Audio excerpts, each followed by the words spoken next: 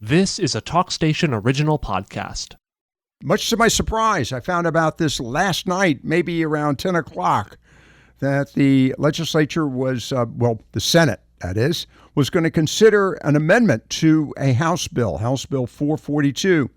I think it's a little bit more than just a simple amendment. And with that, we have joining us this afternoon, Brent Fulcher. He is president of the North Carolina Fisheries Association, himself a very successful fish dealer, Beaufort Inlet Seafood. And with that, Brent, good afternoon. Thanks for taking the time to be with us. I gather you were in Raleigh earlier today? Yes, sir. I was in Raleigh earlier this morning and very, very disappointed at a backdoor amendment that was put through by David Craven out of Ashburn, and which was actually a amendment that was put forward by Bill Raven out of Brunswick County, and very, very disappointed at what happened today.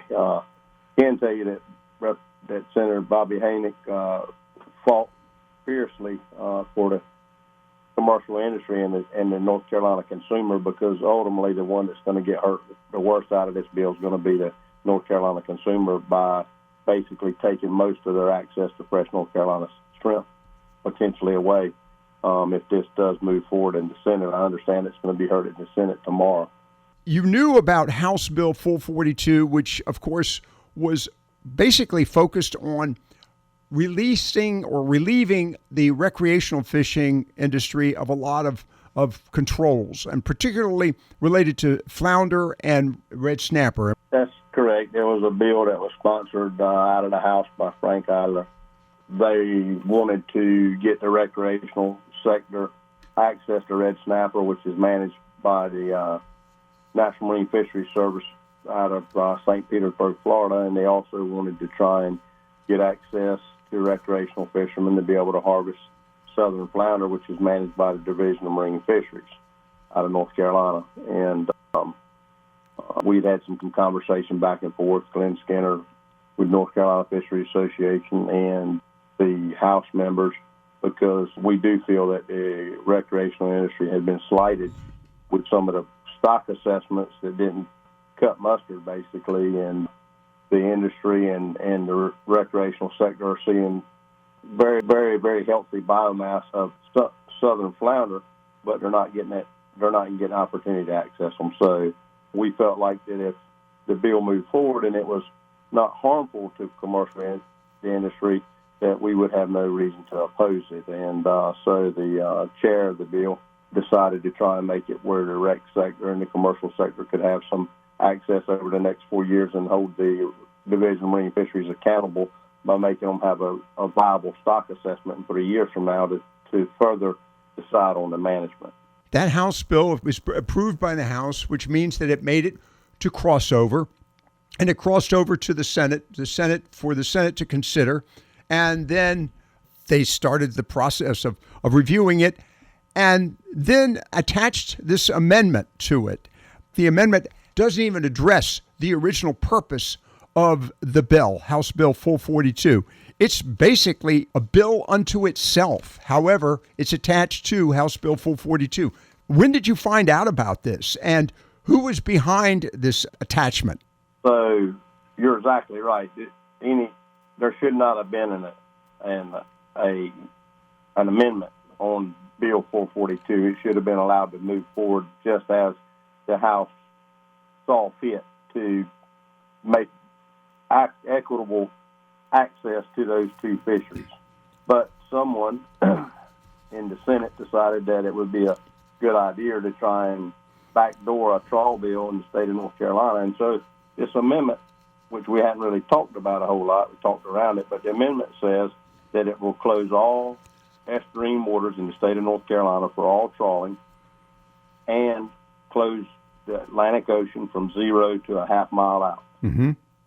And that's pretty troubling, because I talked to a local Carter County fisherman that's also a school teacher in this county earlier that went to Raleigh, and he looked at me and says, Brent, he says, that will take 93% of my income away, and that's based upon my logbook trip tickets where I fished. He said, last year I would have lost 93% of my income. That's devastating. And the propaganda here is that, no, it's not closing the shrimp industry. It's just moving them out in the ocean. Most of the vessels that are still engaged in the shrimp fishery in the state of North Carolina, most of them are smaller vessels, 30 to 40 foot class vessels that work in estuarine areas. The larger vessels typically only work in Pamlico Sound, and that's typically only a limited amount of time, and then they work in the Atlantic Ocean when they're not engaged in other fisheries. But the small boat fleet, that's that 30 to 50 foot class, it's going to completely devastate those guys. They're small, mom-pop type operations, one boat ownership, heritage. It's been 3, 4, 5 generations that this backdoor bill that's been pushed by Bill Raven out of Brunswick County, where a lot of these fishermen reside. It just blows my mind. When did you find out about this? Because I got the notice on this last night about 10 o'clock. So we found out yesterday morning, probably around 11 a.m. And only because one of the Senate members managed to get an attachment of the amendment that was going to be proposed today. At that point in time, it was given to, I think, Senator Sanderson, which knew nothing about him at the time. We were contacted by Bobby Hanig's office, and we've been kind of mobilizing ever since that point. A fair amount of us went to Raleigh this morning with the hopes of speaking. There was 25 seats that were in the room. That was all they were going to allow to be in there. There were people standing outside that couldn't come in to speak. When it was time for public comment, they only allowed 2 people for the amendment and 2 people opposed to the amendment to speak. Glenn Skinner spoke first, and I spoke next for the commercial sector. And then there was 2 individuals that spoke in favor of this amendment. Then basically the amendment was voted on, passed. Bobby Hanig fiercely pushed back on this bill. He offered an amendment. The amendment wasn't allowed. And then it went to rules, as you mentioned, which it passed. And now it appears that it's going to be on the Senate floor tomorrow, best we can understand, President. Were you able to identify for the members of the Judiciary Committee, and is there a possibility to share with members of the Senate the economic impact that this is going to have on communities like these large metropolitan communities? You've heard of them before: Williston, Sea Level, Atlantic. How about Sneed's Ferry, Rodanthe, things of this nature? Is there any interest on the part of the Senate? Does the Senate have any idea as to the economic impact that this can have on these communities? Were they even concerned? It appeared that this committee was not very concerned. It seemed like the rhetoric that was being given by David Craven, Senator David Craven, and the propaganda that was going out there, such as this bycatch rate, this 4-to-1 or 4.5-to-1, which is not even an actual statistic. When they were educated on the aspect that North Carolina is the most efficient bycatch reduction state in the United States, because a few years back we were forced to be by the division, and industry and academia got together and figured out how to be more environmentally friendly. So we're leading the nation in bycatch reduction device, with 70% of the fish that get in a net that get out now. No other state in the U.S. does that, or in the world. They didn't seem to be concerned that the U.S. consumer was going to get denied access, because all they could talk about was that they would still be able to shrimp. It would only be a half mile off the beach, but yet they didn't seem to care to listen to the fishermen that could have told them, and the division that could have told them that area, because the state of North Carolina is different than the state of Florida or Georgia or South Carolina. With the bottom and the rockiness, when you start getting off the coast, you can't fish it. It's not harvestable. There's certain small areas but basically right now in this state, 58% of our entire water body is closed for shrimp trawling because of closures that were made for seagrass, rock bottom, shell bottom, estuarine areas. So there's only basically 43%, 44% of the water in the state of North Carolina that's even allowable part of the time to shrimp in. And then even at that, we probably don't access 15 or 20% of that, because there's a lot of that bottom that's muddy or silty that we can't fish in anyway, or it's shallow and we can't access because of the draft of the vessel. But no one cared to hear that. That was on deaf ears, Lockwood.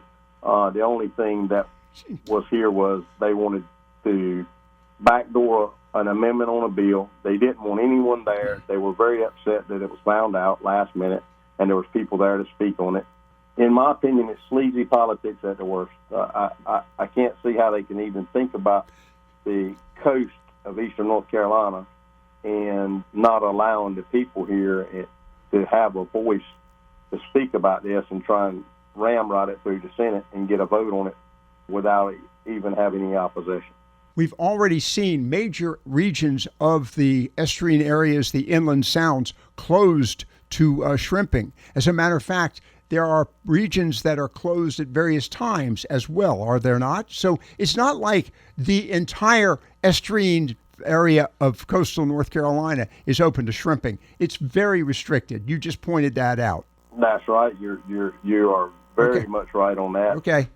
As I mentioned, and then, even at that, we have closures on our own self that we put in years ago, closing Friday night at midnight, not allowing any shrimp harvest in the interior waters until Sunday night at sundown, just for the health of the resource and the environment, allow everything to heal up. But no one wants to hear that. I mean, the consumer, as you mentioned, is the one that really needs to voice their opinion on this, because they're the ones that's going to get slighted in this deal. There was a young man there out of Jacksonville that started building a new business, and he was crying. He couldn't even get the opportunity to speak, but he's worked very diligently through working hand in hand with the Department of Agriculture, developing markets. And he said he just got 4 or 5 universities in the state of North Carolina and also in Virginia that agreed to quit selling imported shrimp at the university, and he was going to be providing them. Now they've just basically took his whole business model away from him because they've denied the access to these shrimp. And no matter what they say, if they put this net ban in place, they have denied the access to shrimp. You will not see shrimp come out of the state of North Carolina. Just like the gentleman said, 93% reduction in his income. You're going to see 80 to 90% reduction in shrimp harvest in this state. What should the audience, the public, the consumers do starting right now? What should we do? They should call every one of them that's in their district or out of their district and tell them that they're a consumer or they're dependent upon this industry to support their family, or they have been supported by this industry historically, and they have extended family that's supported by it. They want to have access to good, healthy food raised in the state of North Carolina. Wild caught. Call every one of them and tell them they want them to vote Senate Bill 442 down, because they have completely destroyed it by putting this amendment in it. And by the way, this is House Bill 442, and it's now, of course, it's got a Senate attachment to it, but it's still considered House Bill 442. If you are listening to the program and you're wondering how can you participate, if you will simply, you can use your telephone, your cell phone, obviously, go to NC Leg or North Carolina Legislature. It'll give you an opportunity to check on either the House or the Senate membership. You go to the either side, House or Senate, and I'm going to suggest, Brent, that you call both House members and Senate members, because the assumption is right now, Brent, that it's probably going to get through the Senate.